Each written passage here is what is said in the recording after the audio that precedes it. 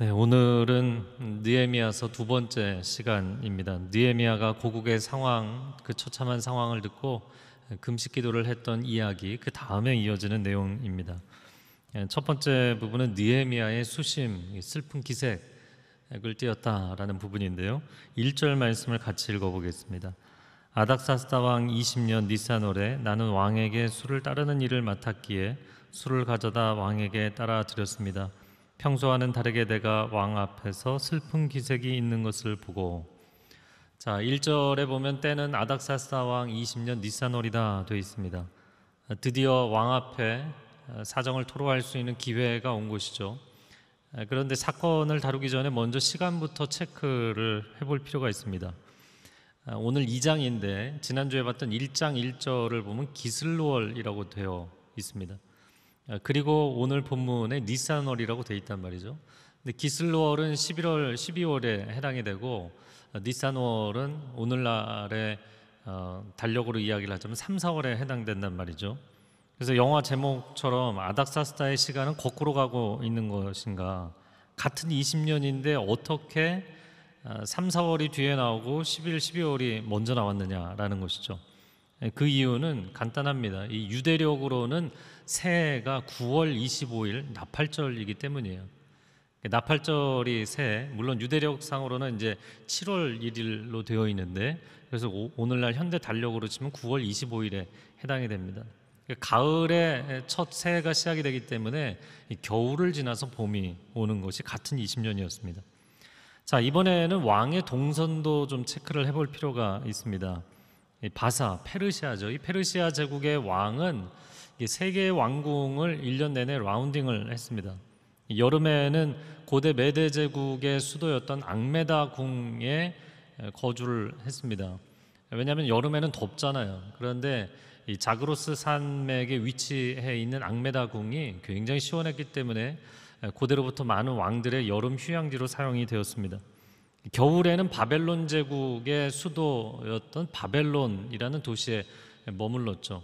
이 바벨론은 열대성 기후이기 때문에 1년 이모작을 하는 곳입니다. 그래서 겨울에 따뜻하게 피서지가 아니라 피한지로서 사용이 가능했던 도시였던 것이죠. 또 봄, 가을에는 엘람 왕국의 수도였던 수산궁, 도시 이름으로는 수사라고 부르는데 이 수산궁에 왕들이 머물렀습니다.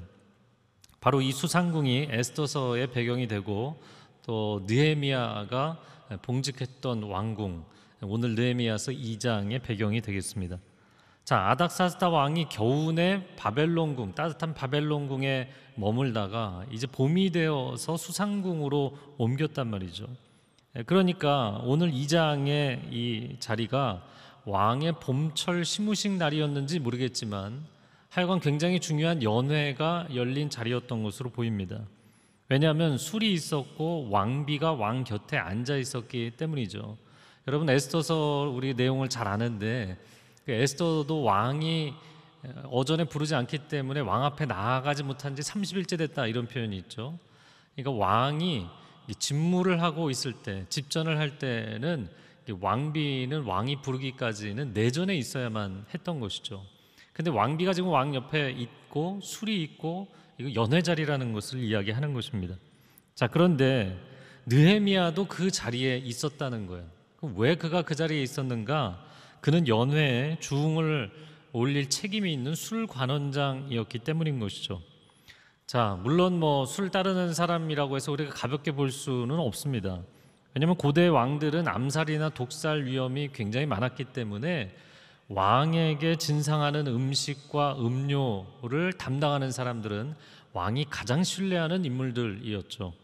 그러니까 느헤미야는 중책을 맡고 있는 사람이었습니다. 그리고 그날의 그 연회 자리는 그의 직무와 책임을 다해야 될 자리였던 것이죠. 자, 그런데 1절을 딱 보고 문제가 발생을 한 거예요. 왜냐하면 왕 앞에서, 그것도 연회장에서 술관원장이 슬픈 기색을 지녔다. 개역 성경에는 수심을 보였다, 이렇게 되어 있단 말이죠. 이거는 상상할 수 없는 일입니다. 여러분, 창세기로 거슬러 올라가 보면 요셉이 이집트로 끌려갔었죠. 그런데 창세기 40장에 보면 바로의 술관원장과 떡관원장이 바로의 심기를 건드려서 옥에 갇힌 적이 있었어요. 그리고 결국에는 떡관원장은 복직되지를 못하고 그가 처형되지 않습니까? 에스더서 1장도 보면 와스디는 왕후였음에도 불구하고 중요한 연회 자리에서 왕의 기분을 상하게 했다는 이유로 폐위가 되기도 했었어요. 자, 그러니까 오늘 1절에 벌써 시작하자마자 엄청난 태풍이 불어닥친 거예요. 이것은 느헤미야가 직무태만인 것이고 왕궁 연회의 분위기를 망치는 것일 뿐만 아니라 이것은 왕권에 도전하는 행위로 여겨졌던 것입니다. 그러니까 만약에 왕이 아니 너가 지금 감히 이 한마디만 하고 인상만 쓰면 그냥 목이 날아가는 상황이라고요. 저는 그렇게 상상을 해봅니다. 뭐 다른 인물들 여기 등장하지 않지만 그 왕궁의 왕 앞에 시립해 있는 뭐 군인들 또 궁녀들 섬기고 있는 사람들 연회장에 함께 앉아있는 신하들 다 얼어붙었을 거예요. 모두가 왕의 안색을 살피느라 뭐 가슴이 두근거렸을 것이죠. 자, 그런데 2절에 보니까 좀 이상한 모습이 나옵니다. 같이 읽어볼까요? 왕이 내게 물었습니다. 내가 아프지도 않은데 내 안색이 왜 그리 슬퍼 보이느냐? 마음에 근심이 있는 게 분명하구나. 나는 무척 두려웠지만 이렇게 되어 있습니다. 자, 모두가 왕의 안색을 살피는데 왕이 오히려 술관원장의 안색을 살피고 있었다라는 거예요. 아니, 몸이 아프지 않은데 안색이 안 좋은 걸 보니 마음이 아픈가 보구나 이렇게 얘기를 했다는 거죠. 자, 지금 여전히 경직되어 있는 상황이에요. 그래서 느헤미야도 자기 마음에 두려움이 있었다라고 이야기합니다. 근데 그 다음 장면이 더 놀라운 장면들로 이어집니다. 자, 이제 느헤미야가 3절에 대답을 하죠. 왕에게 말했습니다. 왕께서는 만수무강하옵소서. 제 조상들이 묻혀있는 성이 폐허가 됐고 그 성문들이 불에 타 허물어졌으니 어찌 슬프지 않겠습니까? 왕이여 만수무강하소서. 왕에게 진언하기 위한 도입부로서 뭐 당연히 해야 되는 말이죠. 근데 그 다음이 본론이란 말이에요. 근데 그 본론이 뭐냐면 제 조상들의 성읍이 폐허가 되어 있으니 어찌 슬프지 않겠습니까? 뭐 느헤미야 입장에서는 그럴 수 있죠. 그러나 왕이 아니 표정이 왜 그래? 라고 질문을 했는데 아닙니다. 괜찮습니다. 이렇게 변명을 하거나 사과를 하는 게 아니라 아니 내가 이런 상황에서 어떻게 슬프지 않겠냐 이렇게 항변을 했다는 거예요.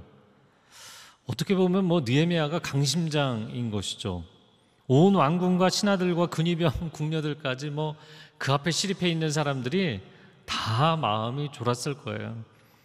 야, 느헤미야 평소에 얌전하던 고양이가 드디어 사고를 치는구나 이런 생각을 했을지 모르겠어요. 자, 그때 왕이 재차 질문을 하는 장면이 이제 이어집니다. 4절 말씀 같이 읽어볼까요? 왕이 내게 물었습니다. 내가 무엇을 원하느냐? 그때 내가 하늘의 하나님께 기도하고 내가 무엇을 원하느냐 이렇게 질문했어요. 저는 이 왕의 한마디를 보고 정말 가슴을 쓸어내렸습니다. 왜냐하면 이 말이 너무나 중요한 의미를 갖고 있기 때문이에요. 태풍이 순식간에 세력을 잃어버리고 봄바람이 부는 것 같은 그런 장면이에요. 왕이 너의 소원을 말해봐라. 이것은 엄청난 의미를 갖고 있는 것입니다. 이 아닥사스다의 전임자가 아하수에로였죠. 에스더서의 주인공. 그 아하수에로 왕이 에스더가 도대체 무슨 말을 하고 싶은 건지 이거 알고 싶어서 네가 뭘 원하느냐, 나라의 절반이라도 주겠다, 이걸 3번이나 얘기하는 장면이 나옵니다. 그러니까 말하자면 이 대제국의 왕이 자신의 모든 능력을 다 동원해서라도 너의 소원을 들어주겠다라는 아주 강력한 의지 표명을 하는 것이거든요. 그런데 우리가 일반 역사에서 아닥사스다 왕을 어떻게 평가하는지를 좀 볼 필요가 있습니다. 페르시아 바사 제국 그러면 초대 왕이었던 고레스를 많이 떠올리게 되죠. 그는 관용 정책을 베풀었던 사람입니다. 엄청난 정복자였지만 실제로 피정복민들에게 많은 관용을 베풀었던 인덕이 훌륭한 왕이었죠. 그러나 아닥사스다의 경우는 그런 고레스와 같은 이 관용을 베푸는 유형의 왕은 아니었다는 거예요. 역사가들이 그걸 어떻게 평가하냐면 그는 매우 신경질적이고 권위주의적인 폭군이어서 차라리 왕이 되지 않는 게 나았을 법한 인물이다, 이렇게 평가를 하고 있어요. 게다가 왕궁 연회는 대부분 정치적인 의도를 가지고 자리가 펼쳐지는 것이잖아요. 그런데 왕을 보필해야 되는 술관원장이 자신의 직무는 제대로 행하지 않고 자기가 원하는 것만 왕에게 진상을 한다. 이것은 뭐 상상하기 어렵고 있을 수 없는 일입니다. 그런데 기적이 일어난 거예요. 왕이 그에게 은혜를 베풀었어요. 자, 이 즈음에서 이제 아닥사스다의 캐릭터를 봤기 때문에 느헤미야의 인생을 좀 볼 필요가 있습니다. 그가 아닥사스다 즉위 초기부터 술관원장 역할을 했다면 아마 20년 가까이, 지금 즉위한 지, 통치한 지 20년이니까 거의 20년 가까이 이 자리를 지켰을 것입니다. 그는 몸이 불편할 때도, 개인사에 어려움이 있을 때도 변함없이 그 주군에게 충성을 다하며 성실하게 그 자리를 지켰던 것이죠. 이렇게 평가하는 것은 오늘 1절 하반절에 보면 평소와는 다르게 이렇게 써 있어요. 평소에 그는 변함없이 신실함을 보였던 사람입니다. 그렇게 왕의 신임을 얻고 왕의 마음을 얻었던 사람이었어요. 그러나 그는 자기 목숨을 지키기 위해서, 아니면 자리를 지키기 위해서가 아니라 이 자리조차도 하나님의 부르심의 자리였기 때문에 충성을 다했던 거예요. 이러한 사실을 보여주는 것이, 정확하게 보여주는 것이 바로 오늘의 사건인 것이죠. 자, 우리는 느헤미야가 보여준 하나님의 사람은 이렇게 인생을 사는 것이다 라는 인생의 모델을 좀 배울 필요가 있습니다. 첫 번째, 그는 진심으로 세상의 리더에게 충성했다는 거예요. 내가 뭐 교회의 리더, 신앙적인 리더, 영적인 리더가 아니고 완전히 세상적인 사람, 완전히 세상적인 리더일지라도 하나님이 나를 여기에 세우셨다면 내가 이해타산으로 접근하지 않겠고 눈가림으로 하지 않겠고 진정성을 가지고 충성하겠다. 그것이 느헤미야의 삶이었다는 것이죠. 두 번째는 그는 꾸준하게 세상 속의 부르심의 자리, 그 자리를 지켜가다가 하나님이 감동하시자마자 바로 움직였다라는 거예요. 사람의 유형을 볼 때 두 가지 유형으로 나눌 수 있습니다. 루틴이 강한 사람, 이벤트가 강한 사람, 이렇게 표현하는데, 루틴이라는 것은 반복되는 일상입니다.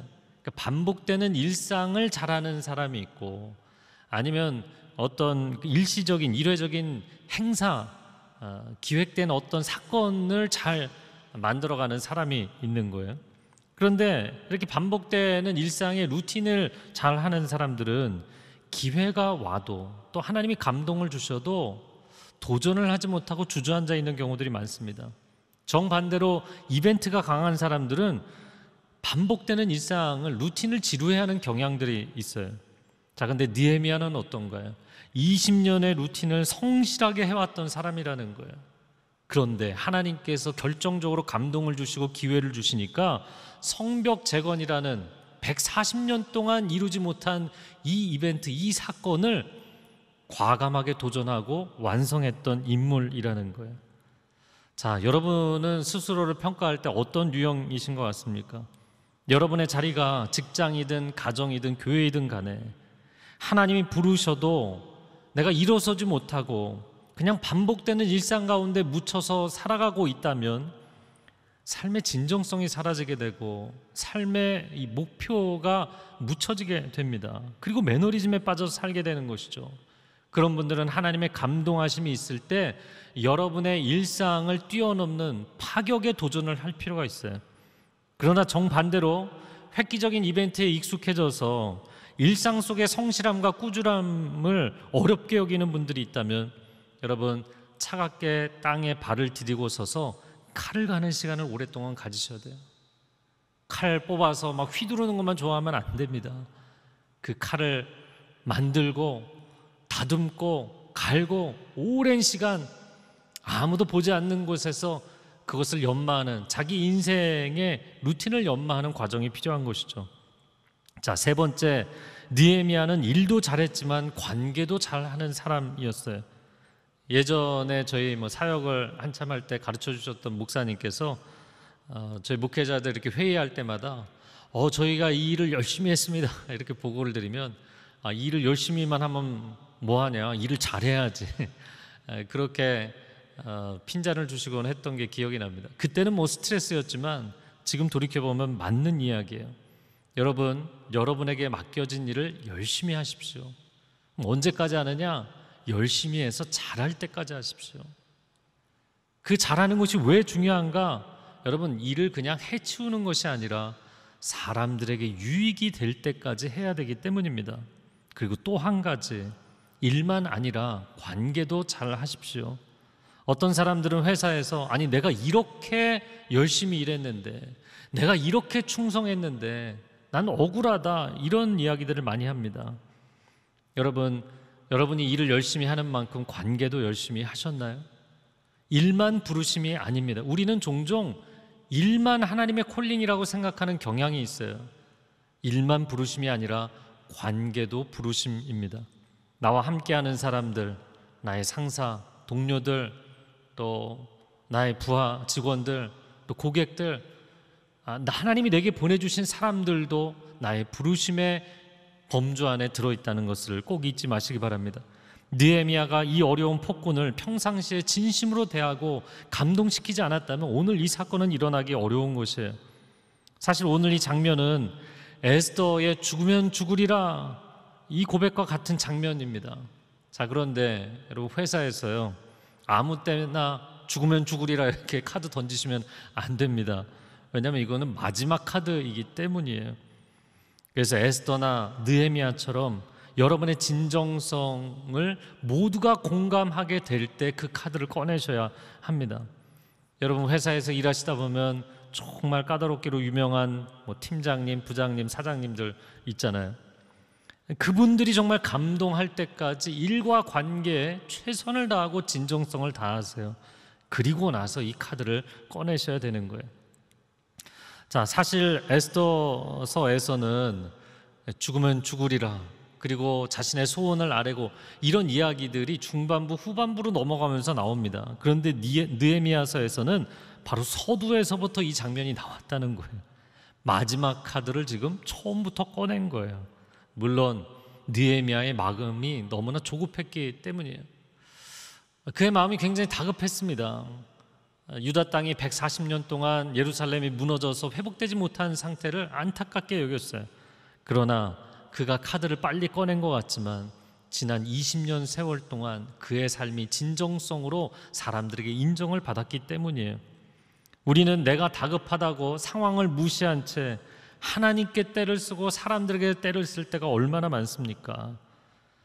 여러분, 수확은 가을 한 시즌에 하는 것이지만 씨는 봄부터 뿌리는 법이고 농사 준비는 겨울부터 하는 법입니다. 기적은 기적을 준비하는 사람들의 몫입니다. 은총은 은혜로운 삶의 헌신을 평소에 해온 사람의 몫인 것이죠. 그래서 은총이라는 것은 위로부터 정말 담비와 같이 내리는 것이지만 또한 그 삶에 은총을 준비한 사람들에게 부어지는 선물이기도 한 것이죠.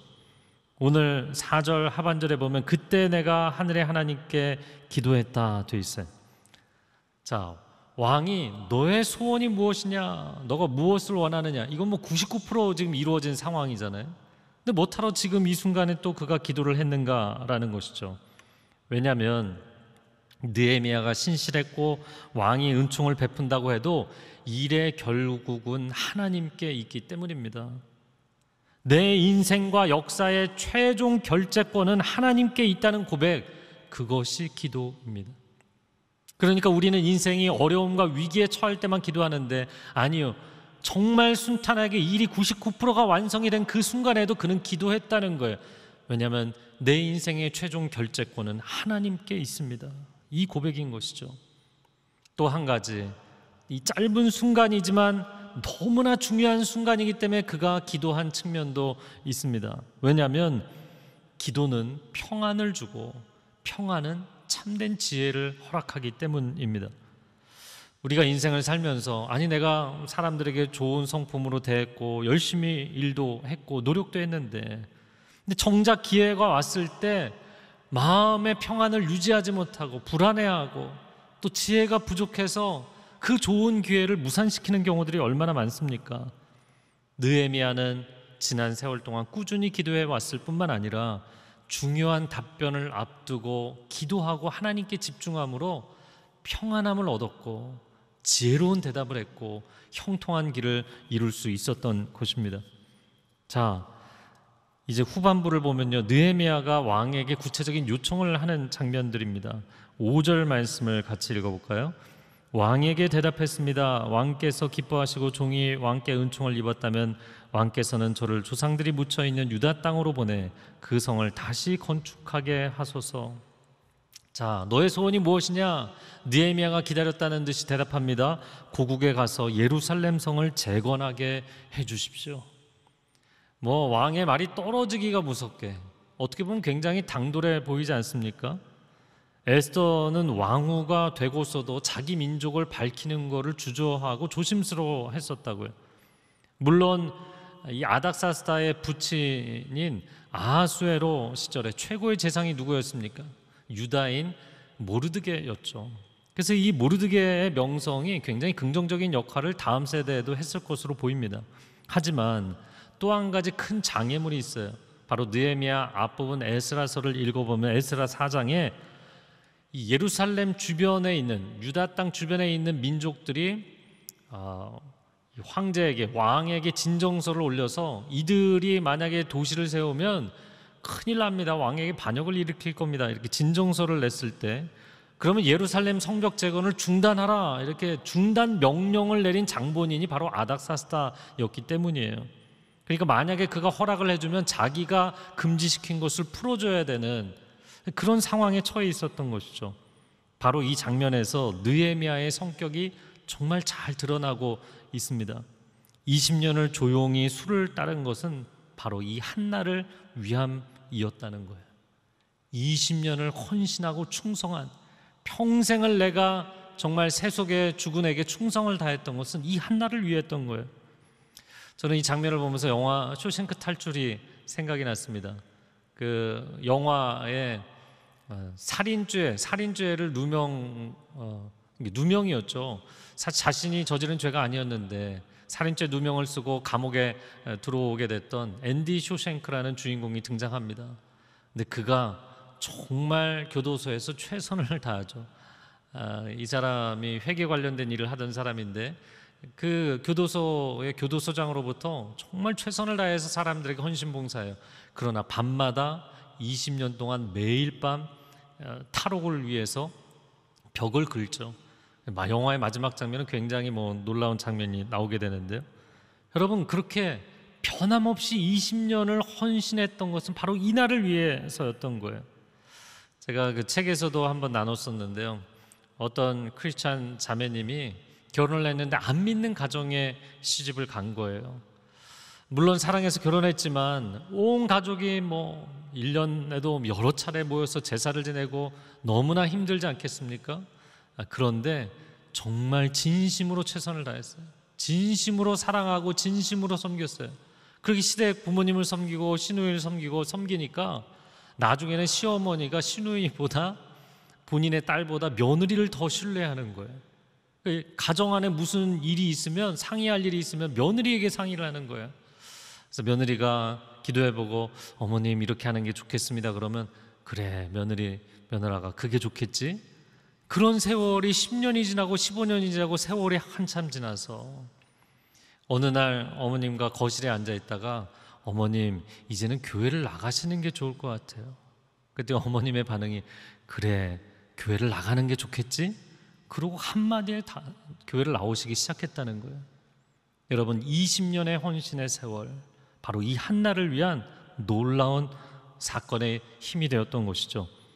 그렇게 느헤미야는 지난 세월을 성실하게 헌신했을 뿐만 아니라 1장 1절에 나오는 기슬로월에서 2장 1절에 나오는 니산월까지 4개월 동안 기도하며 모든 계획을 아주 디테일하게 자세하게 짜두었던 것이죠. 그래서 왕이 원하는 것을 묻자 바로 대답할 수가 있었습니다. 이제 학생들 수능 시험이 다가오는데요. 여러분, 시험은 한날에 보는 것이지만 준비하는 공부는 1년 내내 하는 것이지 않습니까? 우리의 인생에 중요한 이벤트는 어느 한 날 갑자기 이루어지지만 그러나 그 한 날을 위해서 오랜 시간의 준비가 필요한 것입니다. 그것이 인생입니다. 오늘 본문의 6절 말씀을 보면, 자, 같이 읽어볼까요? 그때 왕 옆에 왕비도 앉아 있었는데 왕이 내게 물었습니다. 그렇게 다녀오려면 얼마나 걸리겠느냐? 언제쯤 돌아오겠느냐? 왕이 나를 보내기를 허락한 것입니다. 그래서 나는 왕에게 기한을 정해 말했습니다.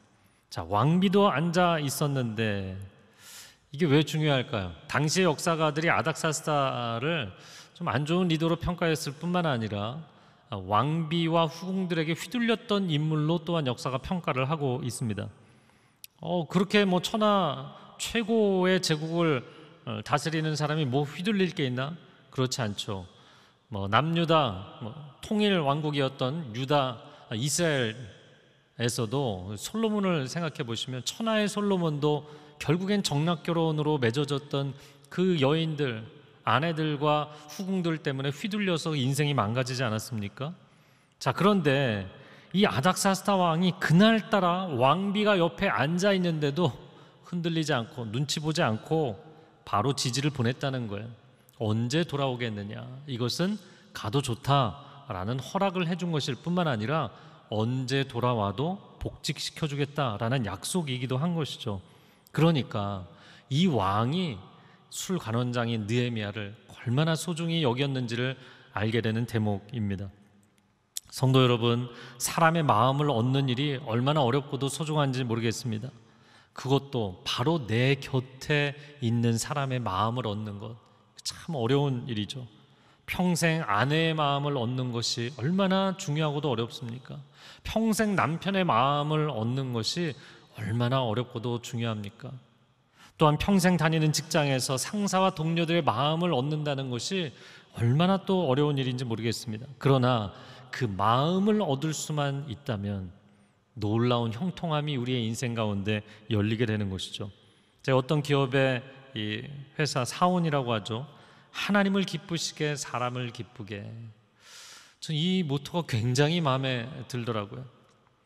내가 하나님께 떼쓰고 매달리는 게 아니라 하나님이 나를 기뻐하신다. 내가 하나님을 기쁘시게 해서 하나님이 나를 너무나 기뻐하신다면, 그래서 야, 네가 원하는 게 뭐냐? 이렇게만 질문해 주신다면 다 끝나는 거지 않겠습니까? 또 내가 사람들과의 관계를 인맥 관리 차원에서만 접근하는 것이 아니라 정말 진정성을 나눈다면, 그렇게 해서 한 사람의 마음만 얻을 수 있다면 곧 세상을 얻게 되는 것이죠. 코로나 상황으로 인해서 친밀했던 사람들, 중요한 사람들과의 관계가 다 멀어졌다고 생각하십니까? 여러분, 그렇게 보지 마십시오. 왜냐하면 진심을 표현하는 길은 상황에 달려있는 것이 아니라 마음에 달려있는 문제이기 때문이에요. 그래서 오히려 이렇게 비대면의 상황에 여러분의 진심을 표현할 수 있는 소중한 시간이고 기회라고 생각하시면 좋겠습니다. 자, 뒷부분은 제가 자세히 읽지 않겠습니다. 7절, 8절, 9절 내용들을 보면 느헤미야가 줄줄이 왕에게 요청사항을 열거합니다. 안전한 여행을 위해서 통행 증명서를 내주시고 목재 조달을 위해서 사용 허가서를 내주시되 둘 다 왕의 친서로 써주십시오. 이 느헤미야를 보니까요, 사실 뭐 중요한 관직이긴 하지만 정말 당찬 사람이다, 이런 생각이 듭니다. 근데 왕이 볼 때는 어땠을까요? 저는 왕이 볼 때는 굉장히 속이 후련했을 것 같습니다. 왜냐하면 이런 장면이 떠올랐어요. 예전에 한 목사님 생전에 목회자들이 기획서 들고 이런 사역에 필요가 있습니다, 이렇게 요청하러 들어가면 이게 처음에 비전, 사명, 전략 이런 얘기부터 하잖아요. 그러면 한 목사님 일정이 많으셨어도 그렇지만 그건 됐고, 그거는 당연한 거고, 그건 나도 공감하는 거고, 그래서 뭐가 필요한데, 항상 단도직입적으로 그렇게 얘기하셨어요. 뭐가 필요한데? 그 질문은 너가 뭘 원하냐? 이 질문은 내가 충분히 도와주겠다. 이제 구체적인 요구사항을 얘기해봐라, 그런 것이잖아요. 자, 그래서 우리도 느헤미야처럼 기도하고 계획하고 실천하는 삶이 되었으면 좋겠습니다. 기도만 하고 계획이 없는 삶이 아니라 기도하는 그 시간을 통해서 내가 계획을 짜고 또 계획한 그대로 내가 실천하는 삶이 된다는 게 얼마나 멋있습니까? 골방의 기도가 현장의 계획이 되고 또 현장의 계획이 실전에서 승리로 이루어지는 그러한 삶을 사는 저와 여러분이 되기를 축복합니다. 내가 기도만 하고 있으면 하나님이 하시는 거 아니죠. 내가 기도하고 정말 하나님이 그 기도에 응답해 주실 것을 믿는다면 구체적인 계획을 세우게 된다는 거예요. 그래서 기도의 영성과 현장의 실천력이 느헤미야에게 함께 갔던 것처럼 우리도 그런 사람들, 영성과 실제성을 갖고 있는 사람들이 되었으면 좋겠습니다. 자, 우리는 느헤미야에게서 정말 놀라운 걸 많이 발견했어요. 다니엘의 기도, 요셉의 실천력이 조화를 이루고 있는 사람, 또 모르드게의 깊은 신앙심과 에스더의 목숨을 건 헌신이 함께 가는 사람이었던 것이죠. 오늘날 이 사회에, 한국교회 느헤미야와 같은 리더들이 얼마나 많이 필요한지 모르겠습니다. 이 어려운 영적 침체의 시기에 한국교회, 이 대한민국에 느헤미야와 같은 인물들이 많이 등장하기를 축복합니다. 우리 교회 학교에서, 여러분의 다음 세대 가정에서, 자녀들 가운데 느헤미야와 같은 인물들이 나오게 되기를 축복합니다. 일터에서, 교회에서, 각자의 분야에서 세상을 감동시키고 세상을 움직일 수 있는 그런 사람들, 오랜 인생의 시간을 준비하는 동안 지치지 않고 성실함을 유지하고 결정적인 순간에 그 타이밍을 놓치지 않을 수 있는 사람들이 되기를 바랍니다. 인생은 점을 찍는 것이 아니라 선을 긋는 것입니다. 어떤 사람들은 내가 지금 중요한 타이밍인데, 중요한 기회인데, 그러고 멋지게 점을 찍고 싶은 거예요. 그런데 내가 그동안 신실하게 지난 세월에 선을 그어오지 않았기 때문에 점이, 아무리 그 점을 찍고 싶어도 점이 찍히지 않는 사람들이 있는 거예요. 여러분, 인생은 점을 찍는 것이 아니라 선을 긋는 것입니다. 그렇게 평생 선을 그어오다가 하나님이 감동하시고 성령이 감동하실 때 느낌표를 찍을 수 있는 그런 놀라운 하나님의 사람들 되시기 바랍니다. 오늘 설교의 제목은 하나님의 은혜로운 손길입니다. 사실 우리가 하나님께 받은 은혜가 얼마나 많습니까? 건강도 선물, 이 몸도 선물이고요. 우리가 생각하고 또 추리하고 계획을 세울 수 있는 지성을 주신 것도 선물이고, 우리 가족, 믿음의 공동체, 자연, 만물, 그리고 수많은 이 시대에 우리가 누릴 수 있는 문명의 이기들, 다 하나님이 주신 선물들 아닙니까? 그런데 이 놀라운 은혜들을 삶의 현장에 녹아내는 것이 바로 우리의 몫입니다. 영국 격언에, 영국 속담에 이런 말이 있어요. 최선을 다하라, 그리고 하나님의 축복을 기다리라. 최선을 다하고 그리고 하나님의 은혜를 기다리십시오. 이것이 함께 가는 삶, 나의 최선과 하나님의 은혜의 손길이 서로 마주잡은 인생이 되는 것, 느헤미야서 이제 시작인데요. 그의 인생의 이 앞으로 3장, 4장, 5장 지나가면서 계속 면면히 보면 와, 정말 멋있다, 이런 인생을 살고 싶다, 그런 마음의 소원이 생깁니다. 그래서 이 어려운 시기를 뚫고 나갈 수 있는 저와 여러분 되시기를 주님의 이름으로 축복합니다. 함께 기도하겠습니다. 사랑하는 주님, 우리가 하나님 앞에 소원함이 있고 간구함이 있지만 기도하고 멈출 때가 너무나 많았습니다. 이제는 기도할 뿐만 아니라 그 기도의 시간이 계획의 시간으로 이어지게 하시고, 계획하고 꿈꾸는 것으로 끝나는 것이 아니라 실전에 도전하여서 하나님의 영광의 승리를 맛보는 느헤미야와 같은 인생 되게 하여 주시옵소서.